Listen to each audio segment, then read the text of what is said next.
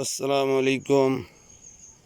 Hello viewers, দেখেন আমি এই ছাদের উপর এই যে মরিচ গাছ চাষ করেছি। কত সুন্দর, এই যে কত সুন্দর মরিচ ধরছে। এখানে যে মরিচ কত সুন্দর। আপনারা যদি চান এমন করে ছাদের উপর মরিচ গাছ চাষ করতে পারবেন। দেখেন কত সুন্দর, পাতার চেয়ে মরিচই বেশি। কত মরিচ তুলে তুলে খাওয়া হলো একবারে।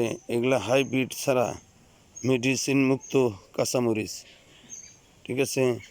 এখানে যে কত কাঁচামরিচ, এগুলা সব কাঁচামরিচের গাছ লাগাইছি। এত সুন্দর মরিচ ধরছে, অস্বাভাবিক মরিচ।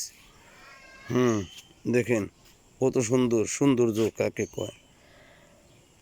আপনারা চাইলে এরকম করে লাগাইতে পারেন। আবার দেখেন কি পরিমাণ মরিচ ধরে। তারপরে যে এরোবেলা গাছ লাগানো হয়েছে, এই যে এরোবেলা কত সুন্দর করে দেখেন। এই ছাদের উপর যারা যারা লাগাইতে ইচ্ছুক তারা লাগাইতে পারেন।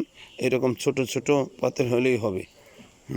আর দেখেন এই যে যে কাঁচামরিচের কথা বললাম, পাতার চেয়ে মরিচ বেশি। আপনার ইচ্ছা করলে এরকম করে আমার মতো আপনারা এরকম আবাদ করতে পারেন। দেখেন এই যে কাঠ দিয়ে বানাইছি আমি, কাঠ দিয়ে সুন্দর করে ওই ড্রেনেল করে বানাইছি। বানাইয়ে মাঝখানে মাটি দিছি, দিয়ে এই যে এত সুন্দর করে যে মরিচ গাছ লাগাইছি, অনেক সুন্দর। আবার মরিচ গাছের আগে ওইখানে আমি পেঁয়াজ বুনছিলাম।